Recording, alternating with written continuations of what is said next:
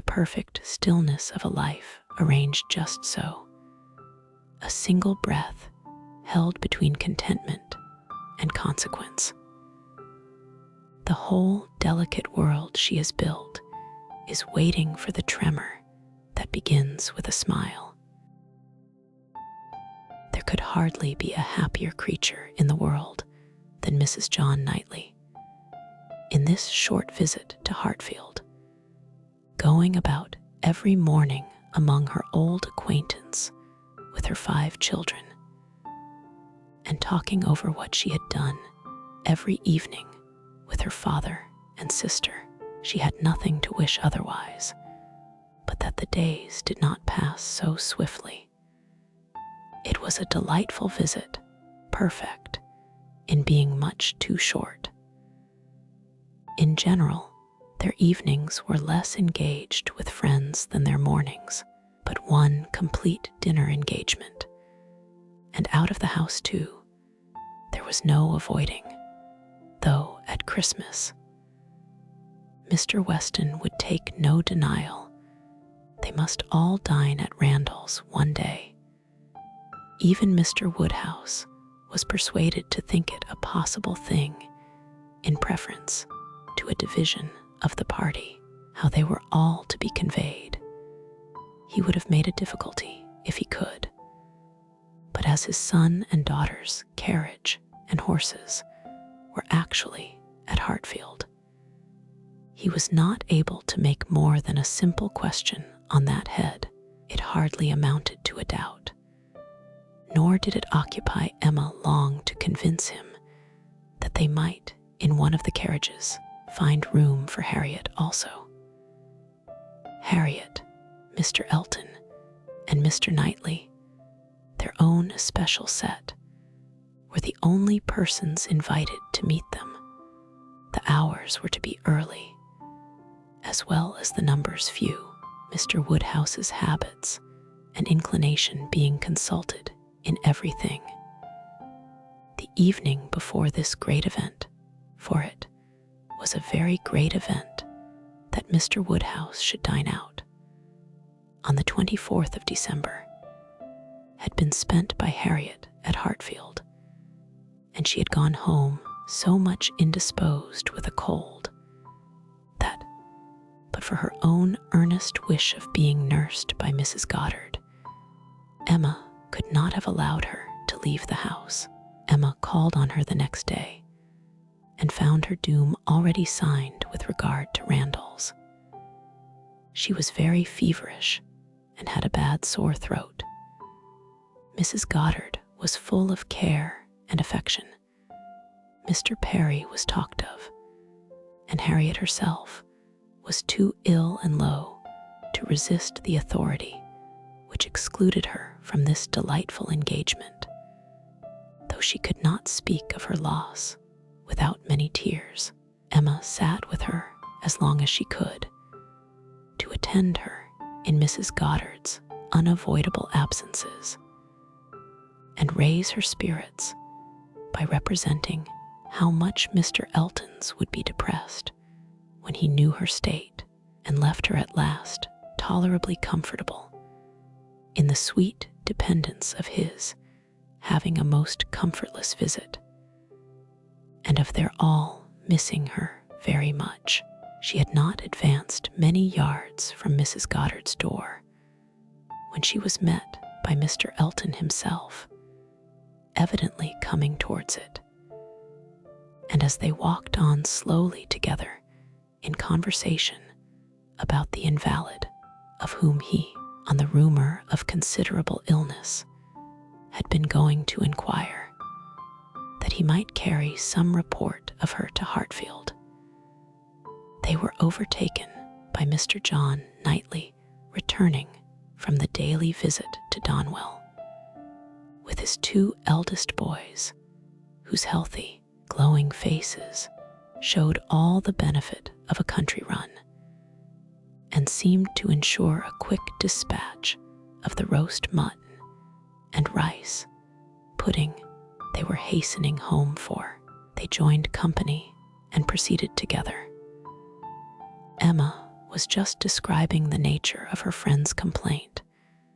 A throat very much inflamed, with a great deal of heat about her, a quick, low pulse, and she was sorry to find from Mrs. Goddard that Harriet was liable to very bad sore throats, and had often alarmed her with them. Mr. Elton looked all alarm on the occasion as he exclaimed, "A sore throat? I hope not infectious. I hope not of a putrid, infectious sort. Has Perry seen her? Indeed, you should take care of yourself as well as of your friend. Let me entreat you to run no risks. Why does not Perry see her?"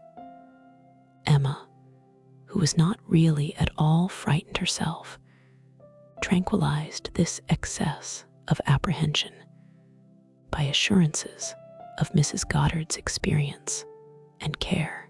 But as there must still remain a degree of uneasiness which she could not wish to reason away, which she would rather feed and assist than not, she added soon afterwards, as if quite another subject, "It is so cold, so very cold, and looks and feels so very much like snow, that if it were to any other place or with any other party, I should really try not to go out today, and dissuade my father from venturing. But as he has made up his mind, and does not seem to feel the cold himself, I do not like to interfere, as I know it would be so great a disappointment to Mr. and Mrs. Weston. But upon my word, Mr. Elton, in your case, I should certainly excuse myself. You appear to me a little hoarse already, and when you consider what demand of voice and what fatigues tomorrow will bring, I think it would be no more than common prudence to stay at home and take care of yourself tonight." Mr. Elton looked as if he did not very well know what answer to make, which was exactly the case, for though very much gratified by the kind care of such a fair lady, and not liking to resist any advice of hers, he had not really the least inclination to give up the visit. But Emma, too eager and busy in her own previous conceptions and views to hear him impartially, or see him with clear vision, was very well satisfied with his muttering acknowledgment of its being very cold, certainly very cold, and walked on, rejoicing in having extricated him from Randall's, and secured him the power of sending to inquire after Harriet every hour of the evening. "You do quite right," said she. "We will make your apologies to Mr. and Mrs. Weston." But hardly had she so spoken when she found her brother was civilly offering a seat in his carriage, if the weather were Mr. Elton's only objection, and Mr. Elton actually accepting the offer with much prompt satisfaction. It was a done thing.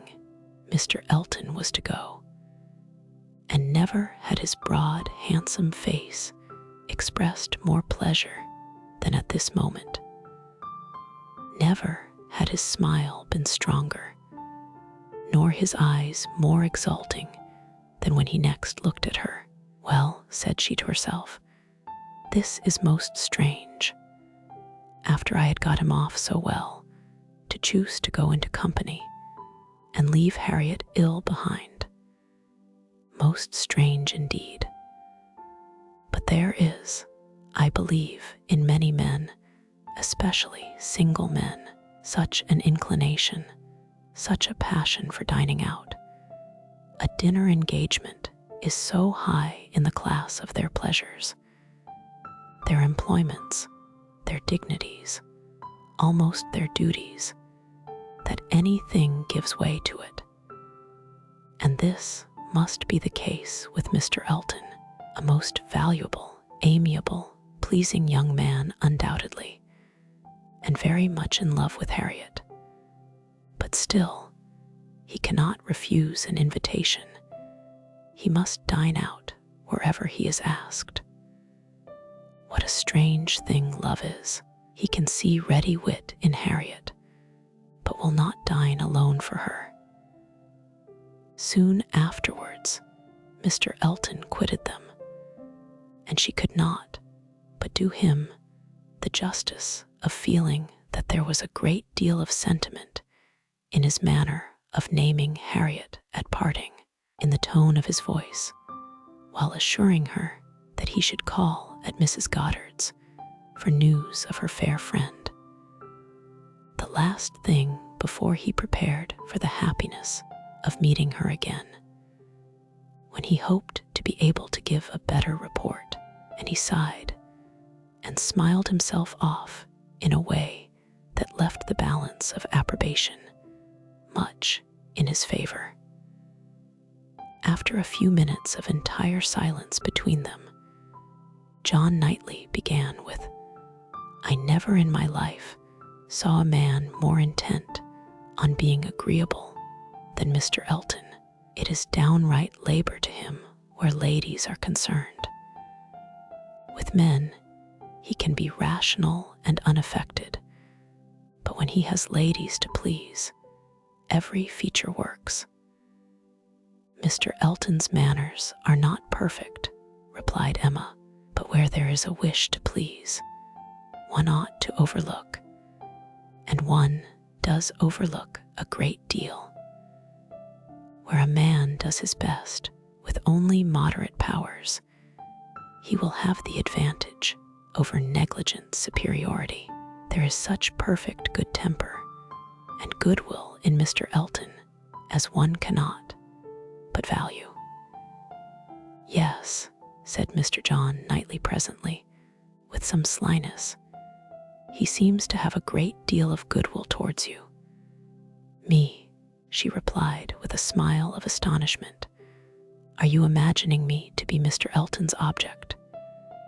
"Such an imagination has crossed me, I own, Emma, and if it never occurred to you before, you may as well take it into consideration now. Mr. Elton in love with me, what an idea! I do not say it is so, but you will do well to consider whether it is so or not, and to regulate your behavior accordingly. I think your manners to him encouraging. I speak as a friend, Emma. You had better look about you and ascertain what you do and what you mean to do. I thank you, but I assure you you are quite mistaken. Mr. Elton and I are very good friends, and nothing more."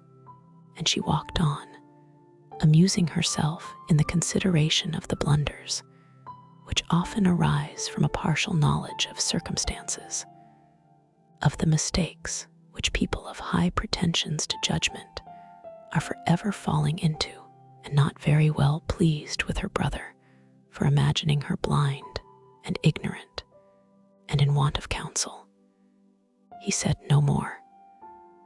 Mr. Woodhouse had so completely made up his mind to the visit that in spite of the increasing coldness, he seemed to have no idea of shrinking from it, and set forward at last most punctually with his eldest daughter in his own carriage, with less apparent consciousness of the weather than either of the others, too full of the wonder of his own going, and the pleasure it was to afford at Randall's to see that it was cold, and too well wrapped up to feel it.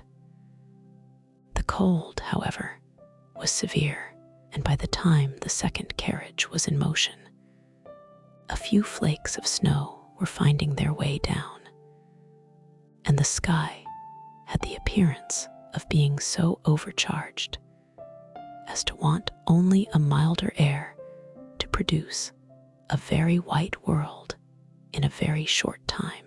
Emma soon saw that her companion was not in the happiest humor.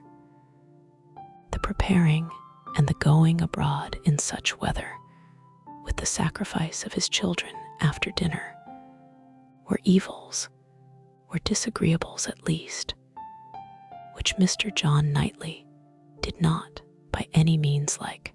He anticipated nothing in the visit that could be at all worth the purchase, and the whole of their drive to the vicarage was spent by him in expressing his discontent.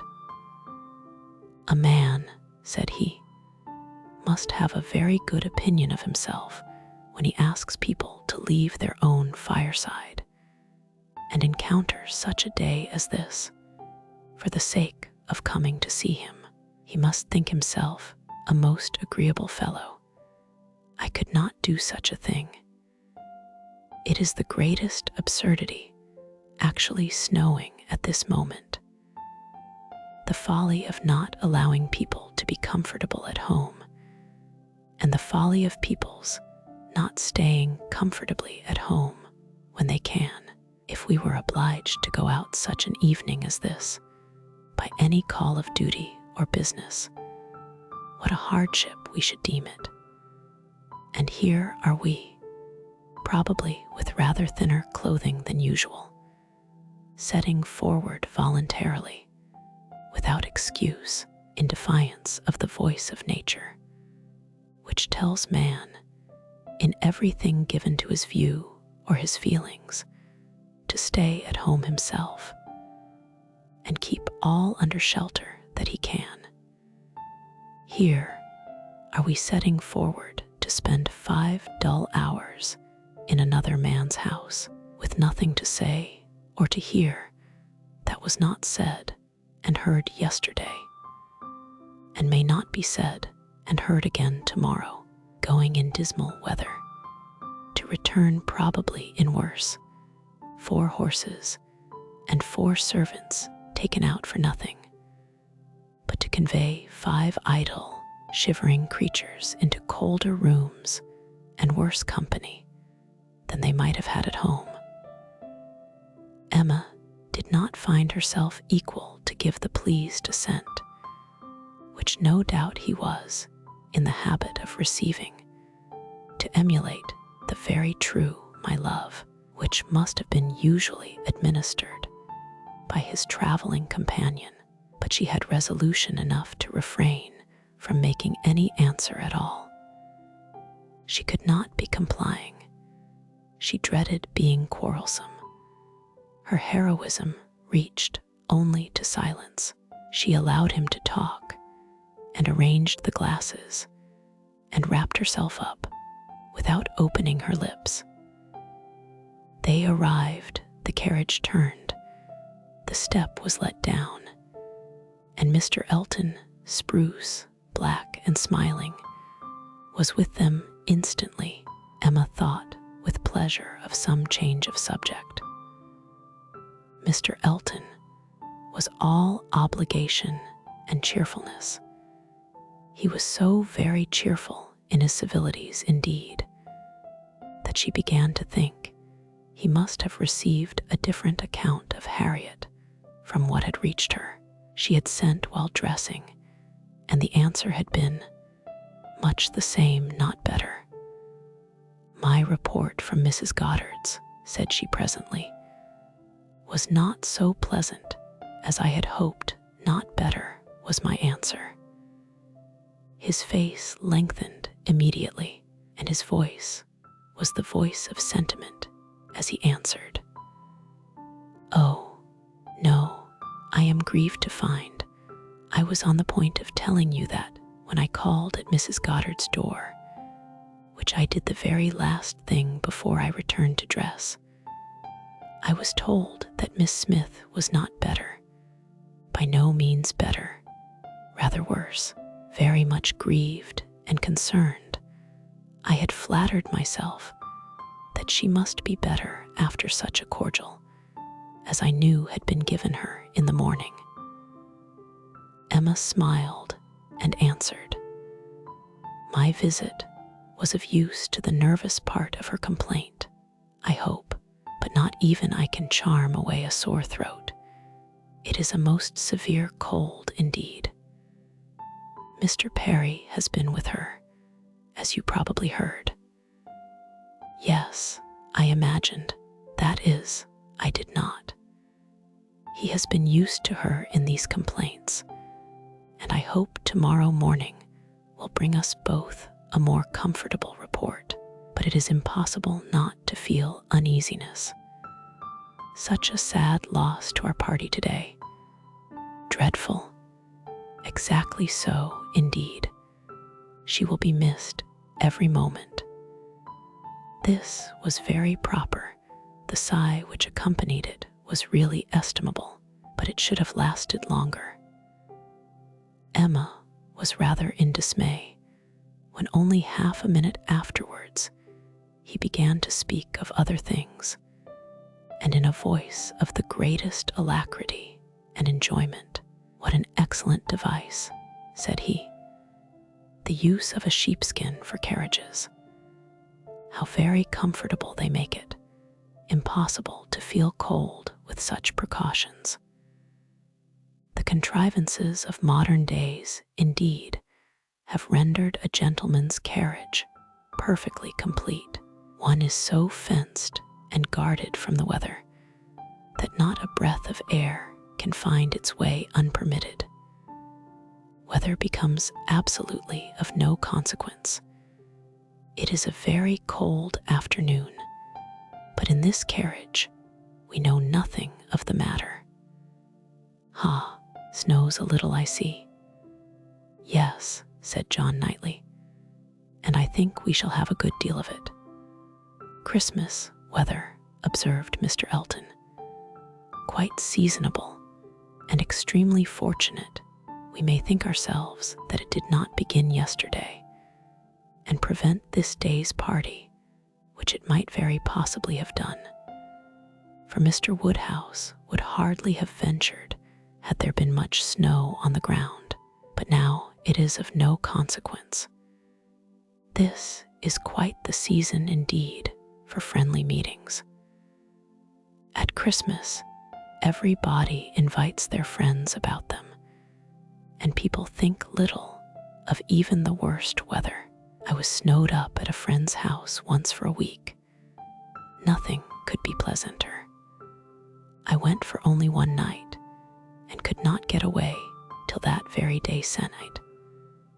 Mr. John Knightley looked as if he did not comprehend the pleasure, but said only coolly, "I cannot wish to be snowed up a week at Randall's." At another time Emma might have been amused, but she was too much astonished now at Mr. Elton's spirits for other feelings. Harriet seemed quite forgotten in the expectation of a pleasant party. "We are sure of excellent fires," continued he, "and everything in the greatest comfort. Charming people, Mr. and Mrs. Weston. Mrs. Weston, indeed, is much beyond praise, and he is exactly what one values, so hospitable and so fond of society. It will be a small party, but where small parties are select, they are perhaps the most agreeable of any. Mr. Weston's dining room does not accommodate more than 10 comfortably, and for my part, I would rather, under such circumstances, fall short by 2 than exceed by 2. I think you will agree with me," turning with a soft air to Emma. "I think I shall certainly have your approbation, though Mr. Knightley, perhaps, from being used to the large parties of London, may not quite enter into our feelings. I know nothing of the large parties of London, sir. I never dine with anybody." Indeed, in a tone of wonder and pity, "I had no idea that the law had been so great a slavery. Well, sir, the time must come when you will be paid for all this, when you will have little labor and great enjoyment." "My first enjoyment," replied John Knightley, as they passed through the sweep gate, will be to find myself safe at Hartfield again. Some change of countenance was necessary for each gentleman as they walked into Mrs. Weston's drawing room. Mr. Elton must compose his joyous looks, and Mr. John Knightley disperse his ill humor. Mr. Elton must smile less, and Mr. John Knightley more, to fit them for the place. Emma only might be as nature prompted, and show herself just as happy as she was. To her, it was real enjoyment to be with the Westons. Mr. Weston was a great favorite, and there was not a creature in the world to whom she spoke with such unreserve as to his wife. Not anyone to whom she related with such conviction of being listened to and understood, of being always interesting and always intelligible. The little affairs, arrangements, perplexities, and pleasures of her father and herself, she could tell nothing of Hartfield, in which Mrs. Weston had not a lively concern, and half an hour's uninterrupted communication of all those little matters on which the daily happiness of private life depends was one of the first gratifications of each. This was a pleasure which perhaps the whole day's visit might not afford, which certainly did not belong to the present half hour. But the very sight of Mrs. Weston, her smile, her touch, her voice, was grateful to Emma, and she determined to think as little as possible of Mr. Elton's oddities, or of anything else unpleasant, and enjoy all that was enjoyable to the utmost. The misfortune of Harriet's cold had been pretty well gone through before her arrival.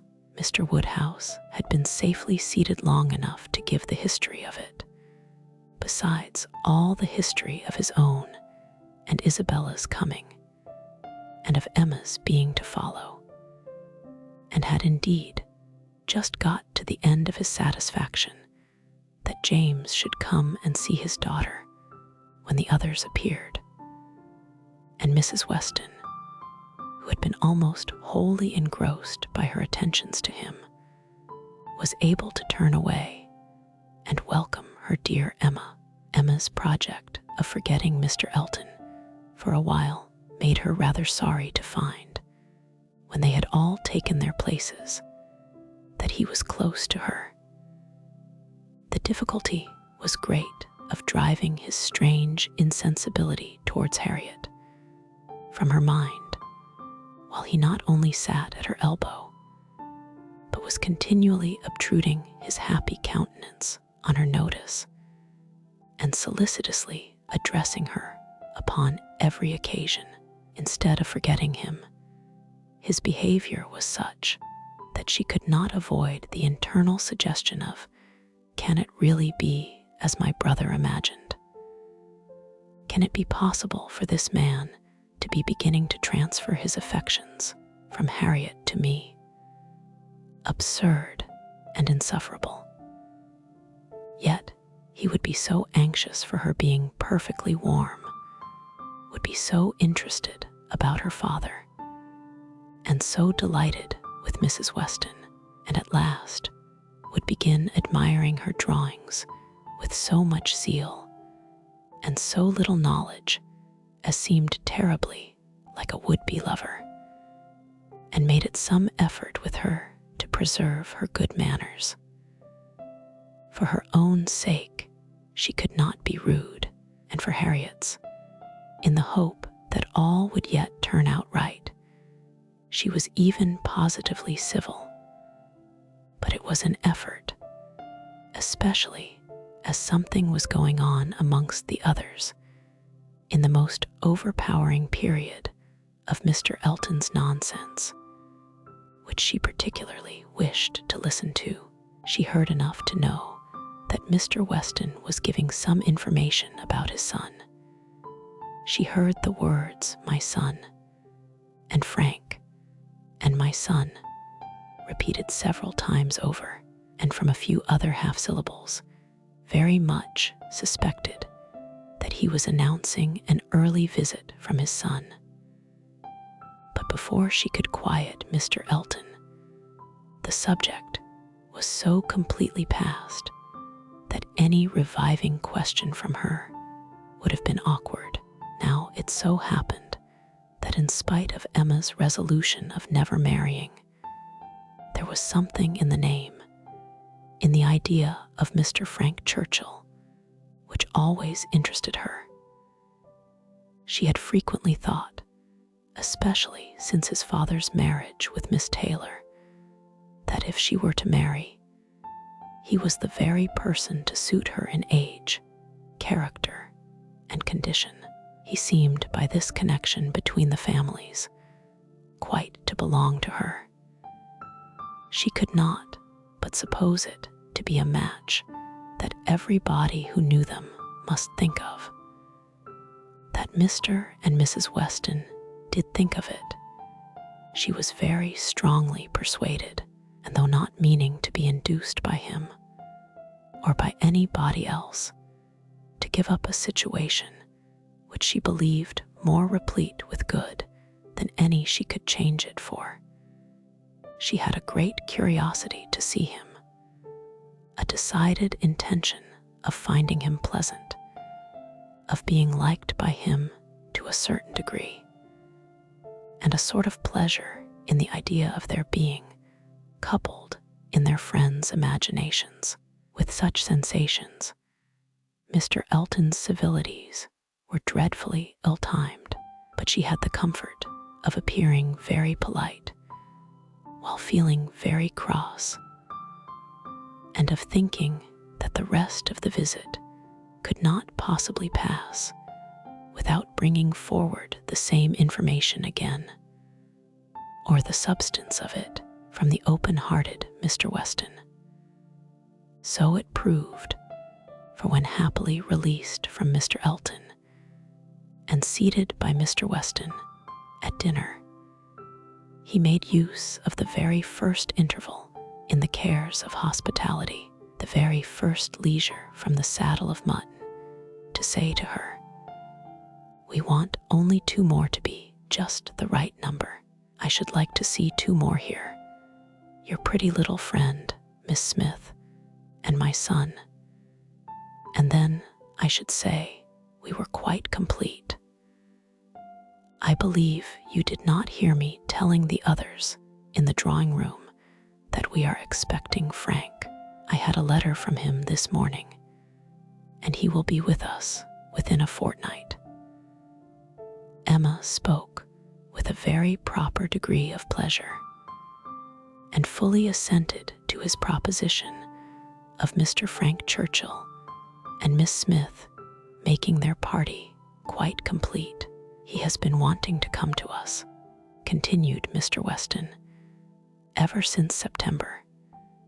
Every letter has been full of it, but he cannot command his own time. He has those to please who must be pleased, and who, between ourselves, are sometimes to be pleased only by a good many sacrifices. But now I have no doubt of seeing him here about the 2nd week in January. What a very great pleasure it will be to you.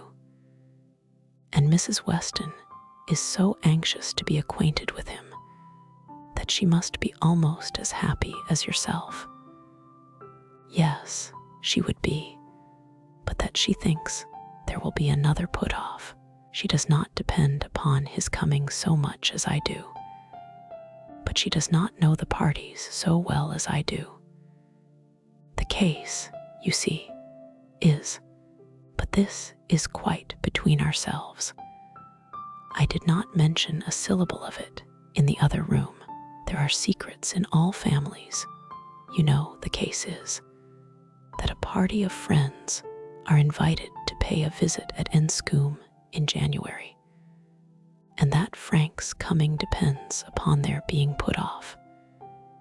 If they are not put off, he cannot stir, but I know they will, because it is a family that a certain lady of some consequence at Enscombe has a particular dislike to, and though it is thought necessary to invite them once in 2 or 3 years, they always are put off when it comes to the point. I have not the smallest doubt of the issue. I am as confident of seeing Frank here before the middle of January as I am of being here myself, but your good friend there, nodding towards the upper end of the table, has so few vagaries herself, and has been so little used to them at Hartfield, that she cannot calculate on their effects, as I have been long in the practice of doing. I am sorry there should be anything like doubt in the case, replied Emma, but am disposed to side with you, Mr. Weston. If you think he will come, I shall think so too, for you know Enscombe. Yes, I have some right to that knowledge, though I have never been at the place in my life. She is an odd woman, but I never allow myself to speak ill of her on Frank's account, for I do believe her to be very fond of him. I used to think she was not capable of being fond of anybody except herself, but she has always been kind to him, in her way, allowing for little whims and caprices, and expecting everything to be as she likes, and it is no small credit, in my opinion, to him that he should excite such an affection. For, though I would not say it to anybody else, she has no more heart than a stone to people in general, and the devil of a temper. Emma liked the subject so well that she began upon it to Mrs. Weston very soon after their moving into the drawing room, wishing her joy, yet observing that she knew the first meeting must be rather alarming. Mrs. Weston agreed to it, but added that she should be very glad to be secure of undergoing the anxiety of a first meeting at the time talked of, for I cannot depend upon his coming. I cannot be so sanguine as Mr. Weston. I am very much afraid that it will all end in nothing. Mr. Weston, I dare say, has been telling you exactly how the matter stands. Yes, it seems to depend upon nothing but the ill humor of Mrs. Churchill, which I imagine to be the most certain thing in the world. My Emma, replied Mrs. Weston, smiling, what is the certainty of caprice? Then, turning to Isabella, who had not been attending before, you must know, my dear Mrs. Knightley, that we are by no means so sure of seeing Mr. Frank Churchill, in my opinion, as his father thinks. It depends entirely upon his aunt's spirits and pleasure, in short, upon her temper. To you, to my 2 daughters, I may venture on the truth. Mrs. Churchill rules at Enscombe, and is a very odd-tempered woman, and his coming now depends upon her being willing to spare him. Oh, Mrs. Churchill, everybody knows Mrs. Churchill, replied Isabella, and I am sure I never think of that poor young man without the greatest compassion. To be constantly living with an ill-tempered person must be dreadful. It is what we happily have never known anything of, but it must be a life of misery. What a blessing that she never had any children, poor little creatures. How unhappy she would have made them. Emma wished she had been alone with Mrs. Weston. She should then have heard more. Mrs. Weston would speak to her, with a degree of unreserve which she would not hazard with Isabella, and she really believed, would scarcely try to conceal anything relative to the Churchills from her, excepting those views on the young man, of which her own imagination had already given her such instinctive knowledge. But at present there was nothing more to be said. Mr. Woodhouse very soon followed them into the drawing-room. To be sitting long after dinner was a confinement that he could not endure. Neither wine nor conversation was anything to him, and gladly did he move to those with whom he was always comfortable. While he talked to Isabella, however, Emma found an opportunity of saying, "And so you do not consider this visit from your son as by any means certain. I am sorry for it. The introduction must be unpleasant whenever it takes place, and the sooner it could be over, the better." "Yes, and every delay makes one more apprehensive of other delays, even if this family, the Braithwaites, are put off. I am still afraid that some excuse may be found for disappointing us.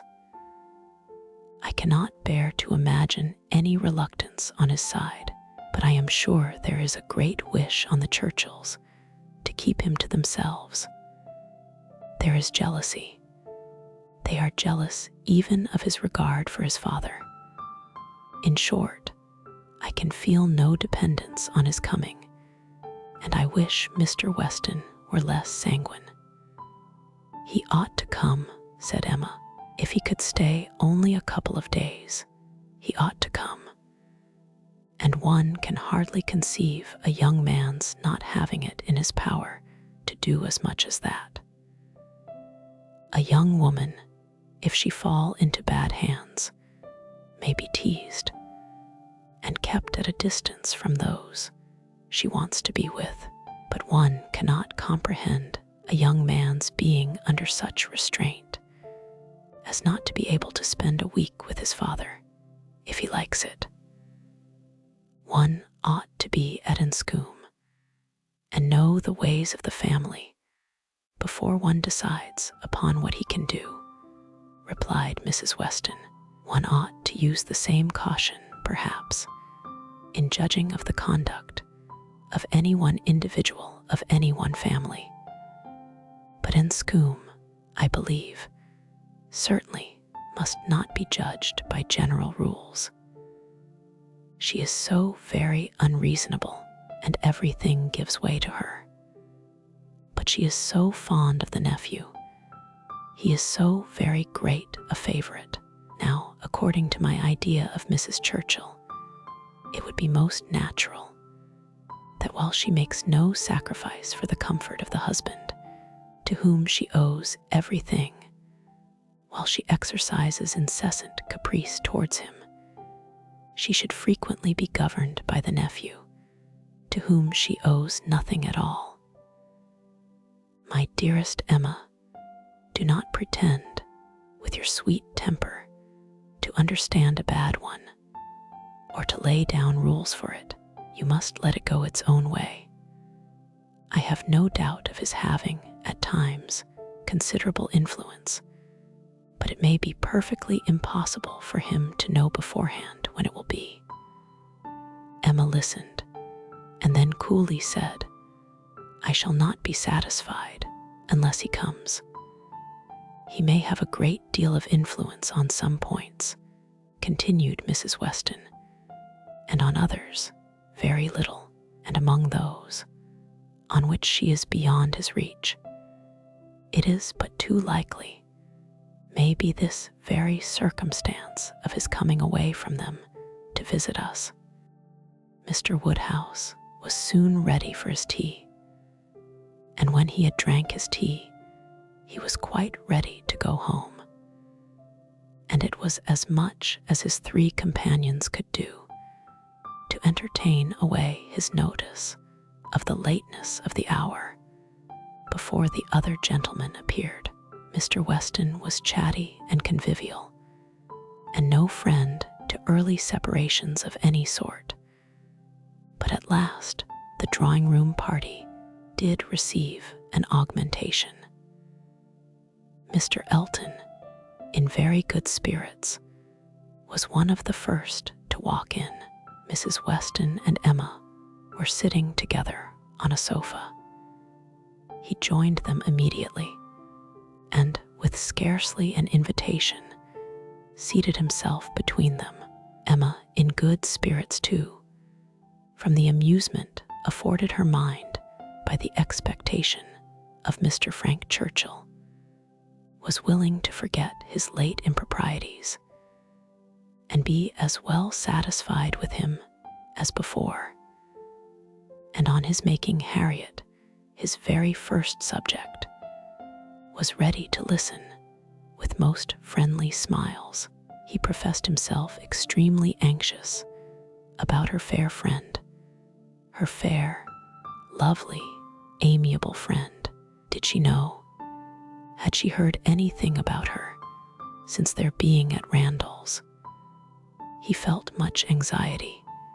He must confess that the nature of her complaint alarmed him considerably. And in this style, he talked on for some time very properly, not much attending to any answer, but altogether sufficiently awake to the terror of a bad sore throat, and Emma was quite in charity with him. But at last, there seemed a perverse turn. It seemed all at once as if he were more afraid of its being a bad sore throat on her account than on Harriet's, more anxious that she should escape the infection than that there should be no infection in the complaint. He began with great earnestness to entreat her to refrain from visiting the sick chamber again, for the present, to entreat her to promise him not to venture into such hazard till he had seen Mr. Perry and learnt his opinion. And though she tried to laugh it off and bring the subject back into its proper course, there was no putting an end to his extreme solicitude about her. She was vexed. It did appear there was no concealing it, exactly like the pretense of being in love with her instead of Harriet, an inconstancy, if real, the most contemptible and abominable. And she had difficulty in behaving with temper. He turned to Mrs. Weston to implore her assistance. Would not she give him her support? Would not she add her persuasions to his, to induce Miss Woodhouse not to go to Mrs. Goddard's till it were certain that Miss Smith's disorder had no infection? He could not be satisfied without a promise. Would not she give him her influence in procuring it? So scrupulous for others, he continued, and yet so careless for herself. She wanted me to nurse my cold by staying at home today, and yet will not promise to avoid the danger of catching an ulcerated sore throat herself. Is this fair, Mrs. Weston? Judge between us. Have not I some right to complain? I am sure of your kind support and aid. Emma saw Mrs. Weston's surprise and felt that it must be great at an address which, in words and manner, was assuming to himself the right of first interest in her.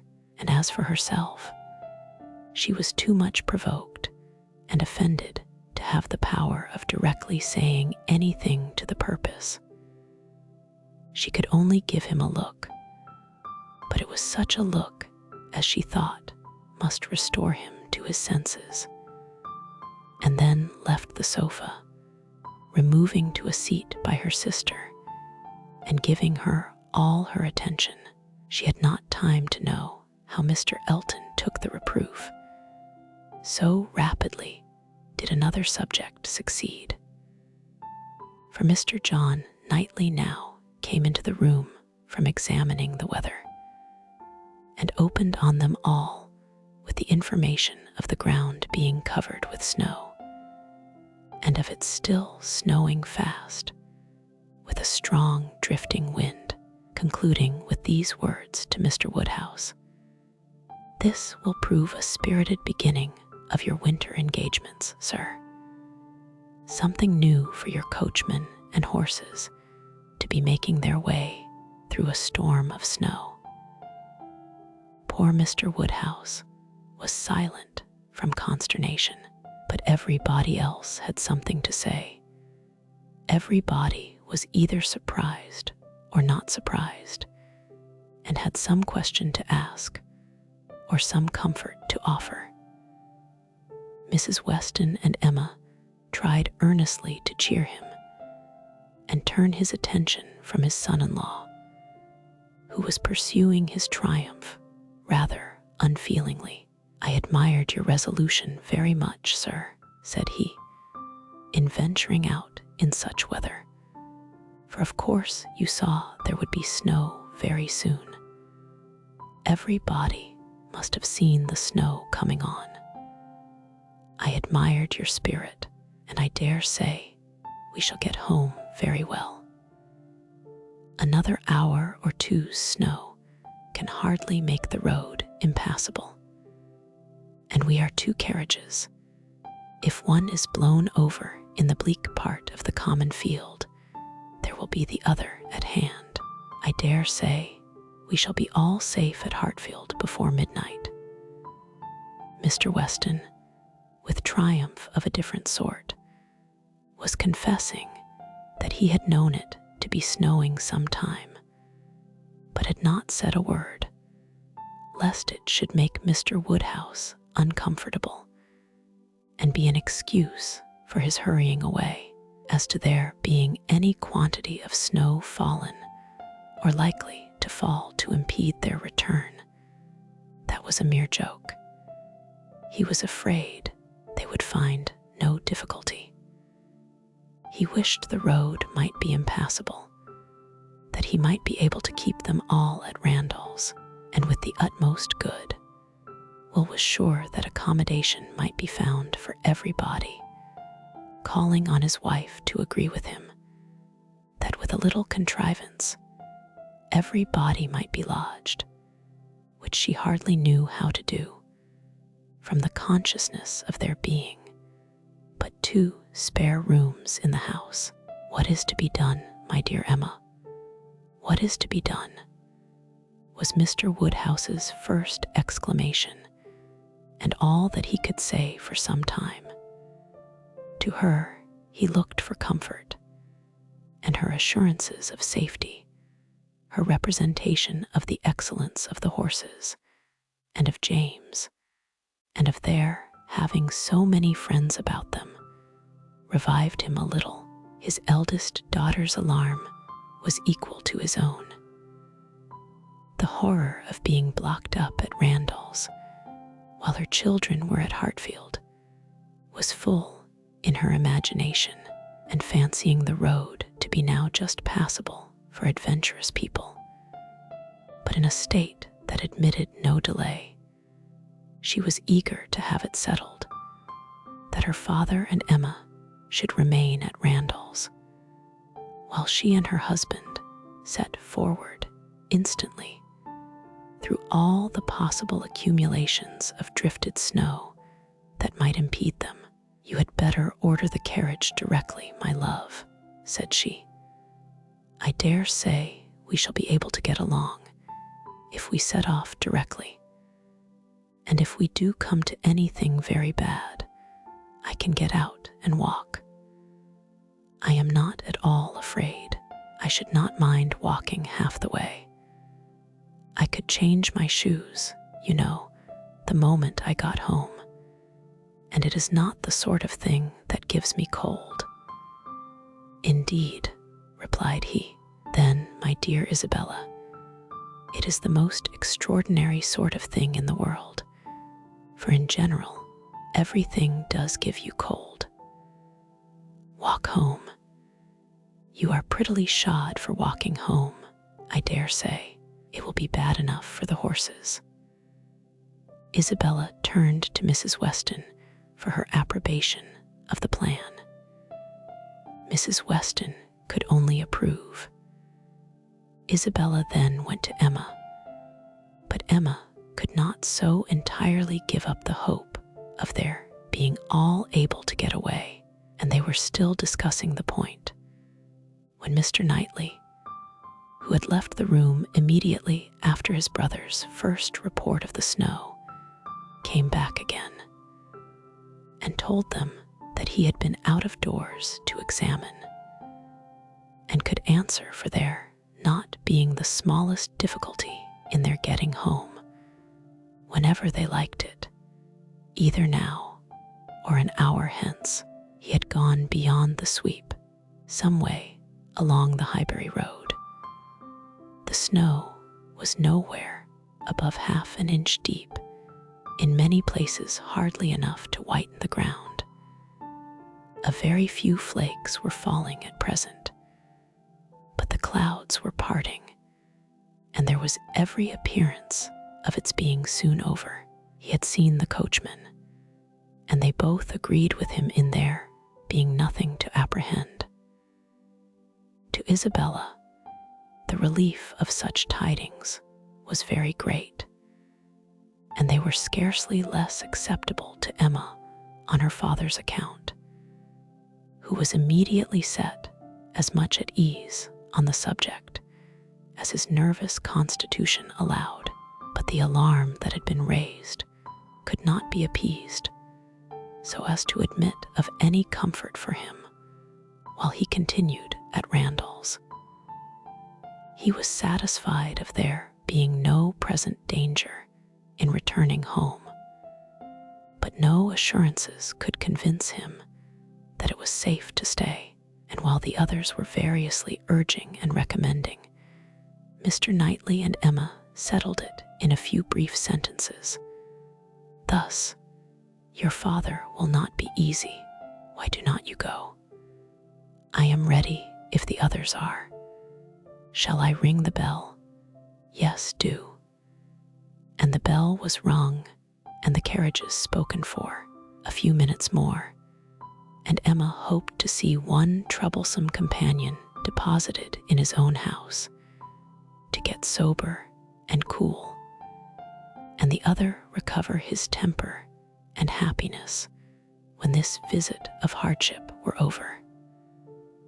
The carriage came, and Mr. Woodhouse, always the first object on such occasions, was carefully attended to his own by Mr. Knightley and Mr. Weston. But not all that either could say could prevent some renewal of alarm at the sight of the snow which had actually fallen, and the discovery of a much darker night than he had been prepared for. He was afraid they should have a very bad drive. He was afraid poor Isabella would not like it, and there would be poor Emma in the carriage behind. He did not know what they had best do. They must keep as much together as they could, and James was talked to and given a charge to go very slow and wait for the other carriage. Isabella stepped in after her father. John Knightley, forgetting that he did not belong to their party, stepped in after his wife very naturally, so that Emma found, on being escorted and followed into the second carriage by Mr. Elton, that the door was to be lawfully shut on them, and that they were to have a tete-a-tete drive. It would not have been the awkwardness of a moment. It would have been rather a pleasure, previous to the suspicions of this very day. She could have talked to him of Harriet, and the 3/4 of a mile would have seemed but one. But now she would rather it had not happened. She believed he had been drinking too much of Mr. Weston's good wine, and felt sure that he would want to be talking nonsense to restrain him as much as might be by her own manners. She was immediately preparing to speak with exquisite calmness and gravity of the weather and the night.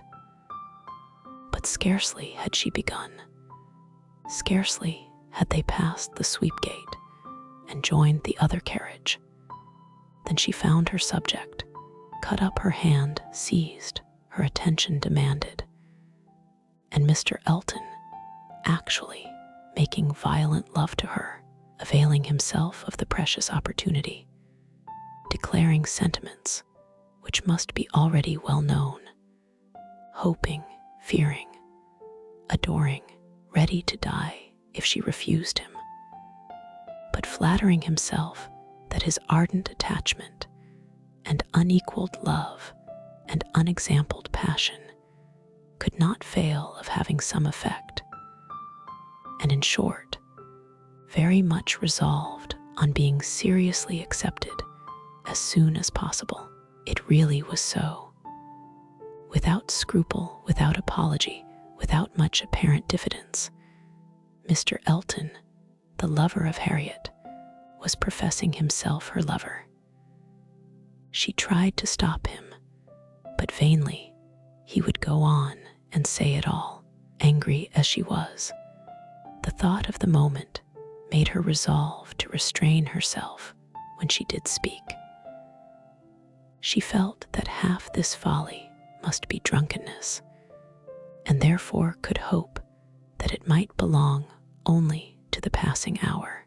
Accordingly, with a mixture of the serious and the playful, which she hoped would best suit his half and half state, she replied, "I am very much astonished, Mr. Elton. This to me, you forget yourself. You take me for my friend. Any message to Miss Smith I shall be happy to deliver. But no more of this to me, if you please. Miss Smith, message to Miss Smith. What could she possibly mean?" And he repeated her words with such assurance of accent, such boastful pretense of amazement, that she could not help replying with quickness, "Mr. Elton, this is the most extraordinary conduct, and I can account for it only in one way.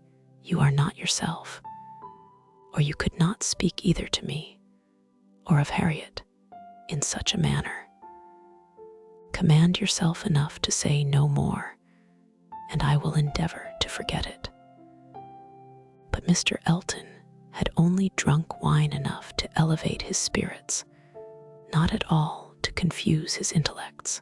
He perfectly knew his own meaning, and having warmly protested against her suspicion as most injurious, and slightly touched upon his respect for Miss Smith as her friend, but acknowledging his wonder that Miss Smith should be mentioned at all, he resumed the subject of his own passion, and was very urgent for a favorable answer.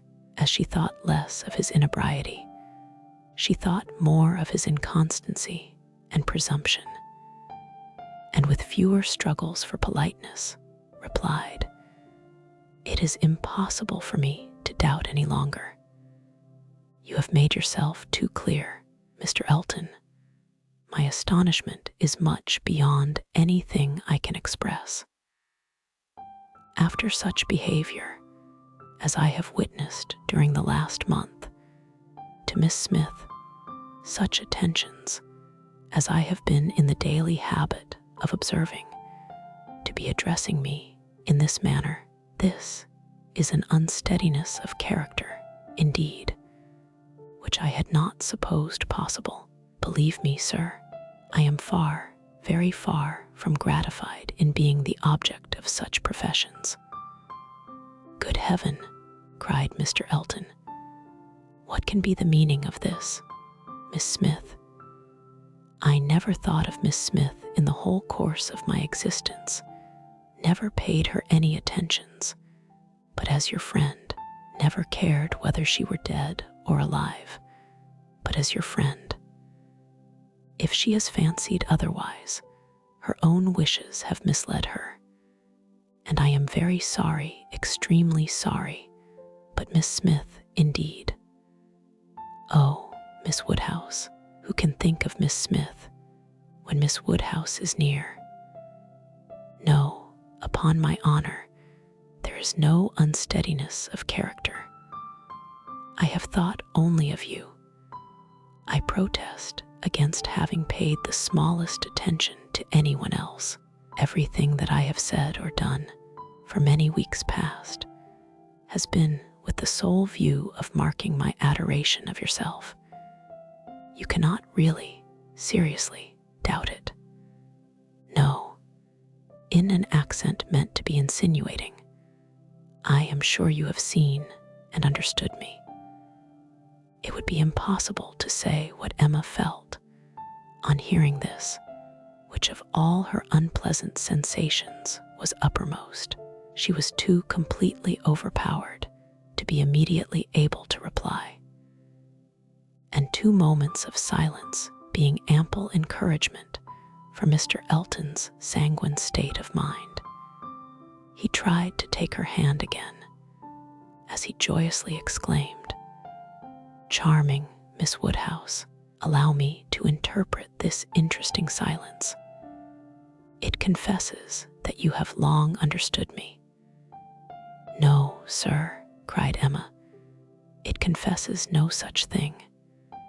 So far from having long understood you, I have been in a most complete error with respect to your views, till this moment. As to myself, I am very sorry that you should have been giving way to any feelings. Nothing could be farther from my wishes. Your attachment to my friend Harriet, your pursuit of her, it appeared, gave me great pleasure, and I have been very earnestly wishing you success. But had I supposed that she were not your attraction to Hartfield, I should certainly have thought you judged ill in making your visits so frequent. Am I to believe that you have never sought to recommend yourself particularly to Miss Smith? That you have never thought seriously of her?" "Never, madam," cried he, affronted in his turn. "Never, I assure you. I think seriously of Miss Smith. Miss Smith is a very good sort of girl, and I should be happy to see her respectably settled. I wish her extremely well, and no doubt there are men who might not object to everybody has their level.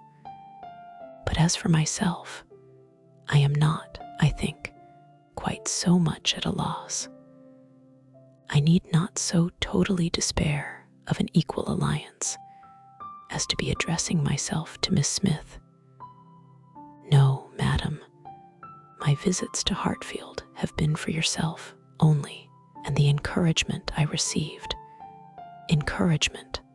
I give you encouragement. Sir, you have been entirely mistaken in supposing it.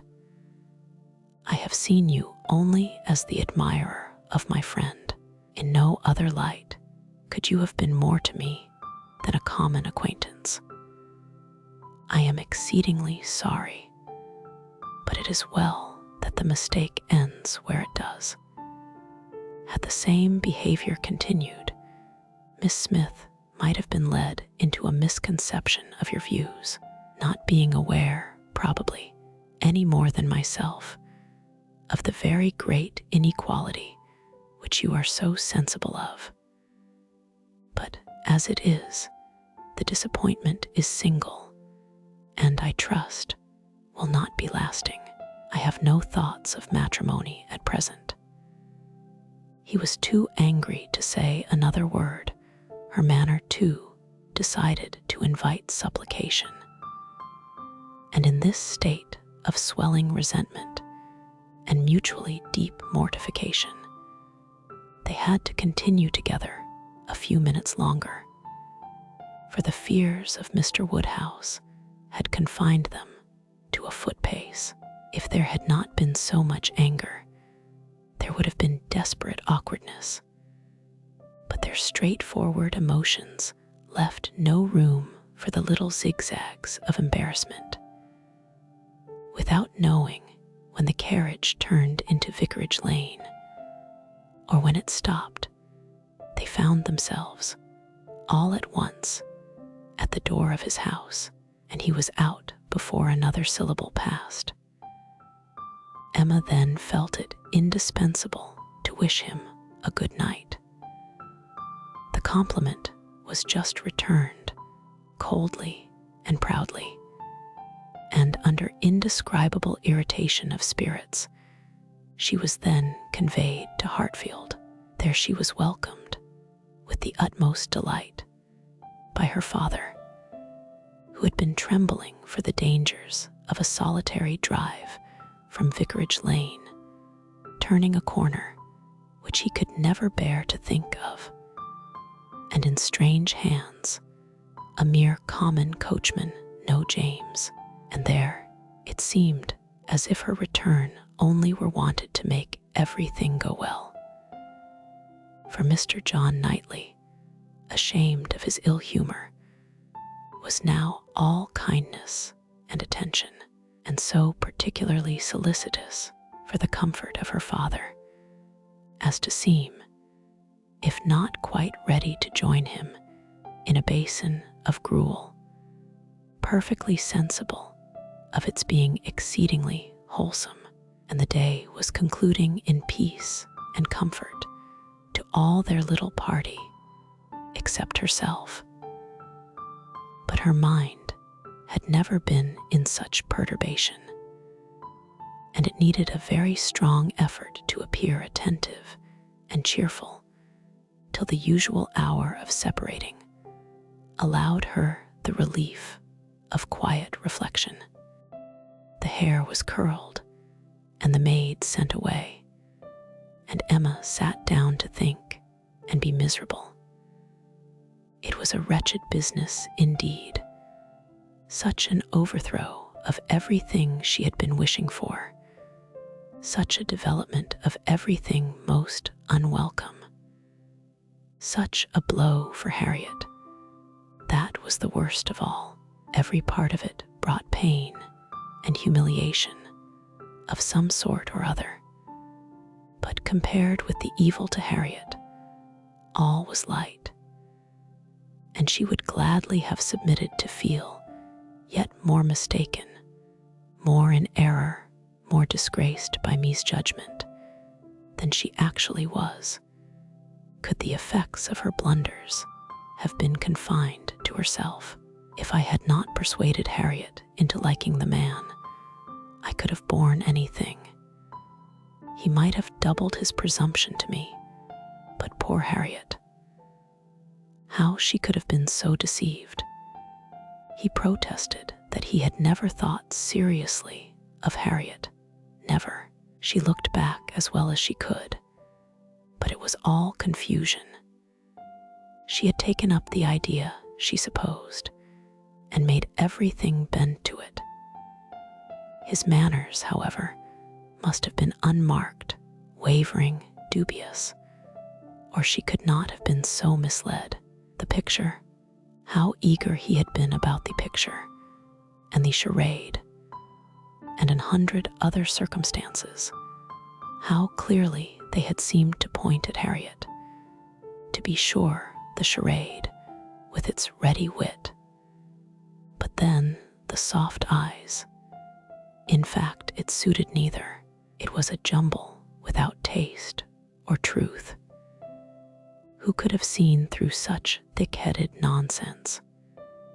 Certainly, she had often, especially of late, thought his manners to herself unnecessarily gallant, but it had passed as his way, as a mere error of judgment, of knowledge, of taste, as one proof among others that he had not always lived in the best society, that with all the gentleness of his address, true elegance was sometimes wanting.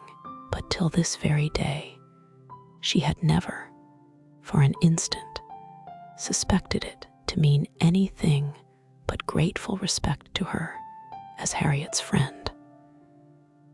To Mr. John Knightley was she indebted for her first idea on the subject, for the first start of its possibility. There was no denying that those brothers had penetration. She remembered what Mr. Knightley had once said to her about Mr. Elton, the caution he had given, the conviction he had professed that Mr. Elton would never marry indiscreetly, and blushed to think how much truer a knowledge of his character had been there shewn than any she had reached herself. It was dreadfully mortifying, but Mr. Elton was proving himself, in many respects, the very reverse of what she had meant and believed him: proud, assuming, conceited, very full of his own claims, and little concerned about the feelings of others. Contrary to the usual course of things, Mr. Elton's wanting to pay his addresses to her had sunk him, in her opinion. His professions and his proposals did him no service. She thought nothing of his attachment and was insulted by his hopes. He wanted to marry well, and having the arrogance to raise his eyes to her, pretended to be in love, but she was perfectly easy as to his not suffering any disappointment that need be cared for. There had been no real affection either in his language or manners. Sighs and fine words had been given in abundance, but she could hardly devise any set of expressions or fancy any tone of voice less allied with real love. She need not trouble herself to pity him. He only wanted to aggrandize and enrich himself, and if Miss Woodhouse of Hartfield, the heiress of £30,000, were not quite so easily obtained as he had fancied, he would soon try for Miss Somebody else with 20, or with 10, but that he should talk of encouragement, should consider her as aware of his views, accepting his attentions, meaning, in short, to marry him, should suppose himself her equal in connection or mind, look down upon her friend, so well understanding the gradations of rank below him, and be so blind to what rose above, as to fancy himself showing no presumption in addressing her. It was most provoking. Perhaps it was not fair to expect him to feel how very much he was her inferior in talent and all the elegancies of mind. The very want of such equality might prevent his perception of it, but he must know that in fortune and consequence she was greatly his superior. He must know that the Woodhouses had been settled for several generations at Hartfield, the younger branch of a very ancient family, and that the Eltons were nobody. The landed property of Hartfield certainly was inconsiderable, being but a sort of notch in the Donwell Abbey estate, to which all the rest of Highbury belonged. But their fortune, from other sources, was such as to make them scarcely secondary to Donwell Abbey itself in every other kind of consequence, and the Woodhouses had long held a high place in the consideration of the neighborhood, which Mr. Elton had first entered not 2 years ago, to make his way as he could, without any alliances, but in trade, or anything to recommend him to notice but his situation and his civility. But he had fancied her in love with him. That evidently must have been his dependence.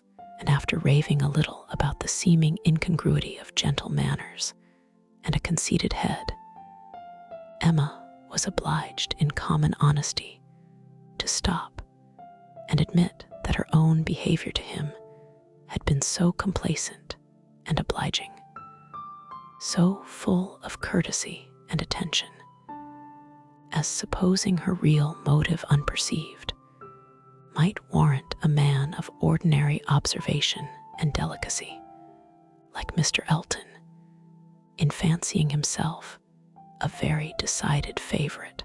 If she had so misinterpreted his feelings, she had little right to wonder that he, with self-interest to blind him, should have mistaken hers. The first error and the worst lay at her door. It was foolish, it was wrong, to take so active a part in bringing any two people together. It was adventuring too far, assuming too much, making light of what ought to be serious, a trick of what ought to be simple. She was quite concerned and ashamed, and resolved to do such things no more. "Here have I," said she, "actually talked poor Harriet into being very much attached to this man.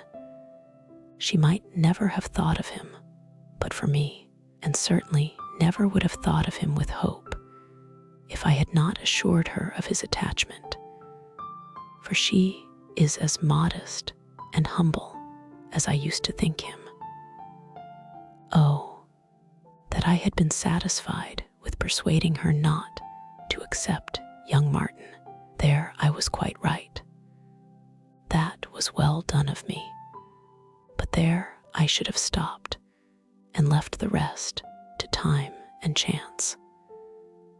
I was introducing her into good company and giving her the opportunity of pleasing some one worth having. I ought not to have attempted more. But now, poor girl, her peace is cut up for some time. I have been but half a friend to her, and if she were not to feel this disappointment so very much, I am sure I have not an idea of anybody else who would be at all desirable for her. William Cox. Oh, no, I could not endure William Cox, a pert young lawyer." She stopped to blush and laugh at her own relapse, and then resumed a more serious, more dispiriting cogitation upon what had been, and might be, and must be, the distressing explanation she had to make to Harriet, and all that poor Harriet would be suffering, with the awkwardness of future meetings, the difficulties of continuing or discontinuing the acquaintance, of subduing feelings, concealing resentment, and avoiding eclat, were enough to occupy her in most unmirthful reflections some time longer, and she went to bed at last with nothing settled but the conviction of her having blundered most dreadfully to youth and natural cheerfulness like Emma's, though under temporary gloom at night, the return of day will hardly fail to bring return of spirits. The youth and cheerfulness of morning are in happy analogy, and of powerful operation, and if the distress be not poignant enough to keep the eyes unclosed, they will be sure to open to sensations of softened pain and brighter hope. Emma got up on the morrow more disposed for comfort than she had gone to bed, more ready to see alleviations of the evil before her, and to depend on getting tolerably out of it. It was a great consolation that Mr. Elton should not be really in love with her, or so particularly amiable as to make it shocking to disappoint him, that Harriet's nature should not be of that superior sort in which the feelings are most acute and retentive, and that there could be no necessity for anybody's knowing what had passed, except the three principals, and especially for her father's being given a moment's uneasiness about it. These were very cheering thoughts, and the sight of a great deal of snow on the ground did her further service, for anything was welcome that might justify their all three being quite asunder at present. The weather was most favorable for her, though Christmas Day she could not go to church. Mr. Woodhouse would have been miserable had his daughter attempted it, and she was therefore safe from either exciting or receiving unpleasant and most unsuitable ideas. The ground covered with snow, and the atmosphere in that unsettled state between frost and thaw, which is of all others the most unfriendly for exercise, every morning beginning in rain or snow, and every evening setting in to freeze, she was for many days a most honorable prisoner. No intercourse with Harriet possible, but by note. No church for her on Sunday any more than on Christmas Day, and no need to find excuses for Mr. Elton's absenting himself.